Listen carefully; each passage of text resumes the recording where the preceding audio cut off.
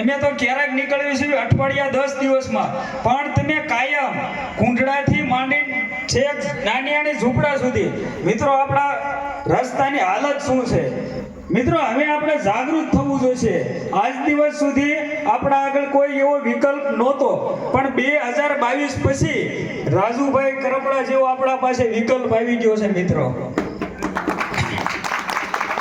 30 વર્ષથી ભાજપનું શાસન ચાલ્યું આવે છે અને આપણે બધું જોઈએ છીએ। આપણા તાલુકાની અંદર કરોડોની ગ્રાન્ટ નરેગામાં વપરાય છે, એટલે મોટા શેક ડેમ, ખેત તલાવડી એના માટે।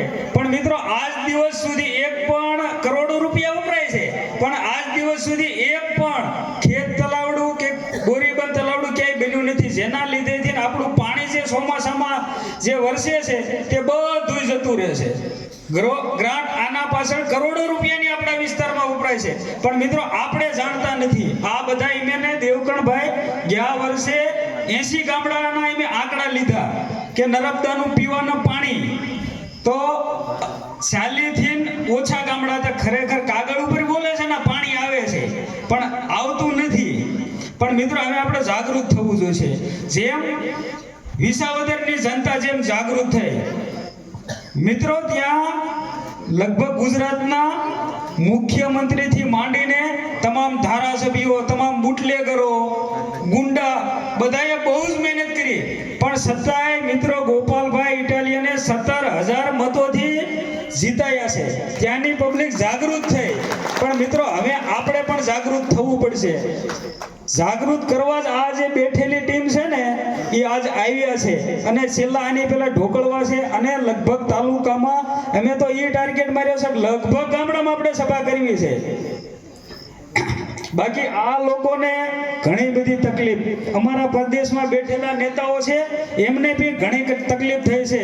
જેમ ચૈતર વસાવા ખોટા કેસમાં એમને 307 જેવી કલમ હજે જેલમાં છે। આપણા જિલ્લાના અધ્યક્ષ મયુરભાઈ સાકરિયા, ત્યાંની તો ક્યાં વાત કરું, પણ અમે બધાએ લગભગ જામીન ઉપર જ બહાર છીએ। રાજુભાઈ થાનમાં અમારી ઉપર કેસ થયા છે। અમે એક ગંદકીની એક છે ને મામલતદાર કચેરીએ રજૂઆત લઈને ગયા હતા, તો આમાંથી રાજુભાઈ જામીન ઉપર છે, દેવકણભાઈ જામીન ઉપર છે, રમેશભાઈ જામીન ઉપર છે, હું પણ જામીન ઉપર છું। પણ અહીંથી હીરાસર ગામમાંથી અમે ભાજપના ગુંડાઓને કહેવા માંગીએ છીએ કે આવી એફઆઈઆર થી અમે બીવાવાળા નથી।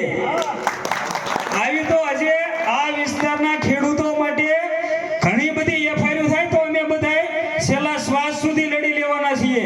પણ મિત્રો ખેડૂતો તમારા બધાનો સપોર્ટ જોશે, અને આ સપોર્ટમાંથી તમારે ડગવાનું નથી। બસ આમ તો હું છે ને વધારે ક્યારેય ભાષણ નથી આપતો, પણ દેવકણભાઈ બધાની લાગણી હતી એટલા માટે એક ટૂંકું મારા જેવા નાના માણસને તમે સાંભળ્યો એટલા માટે આપ સૌનો ખૂબ ખૂબ આભાર।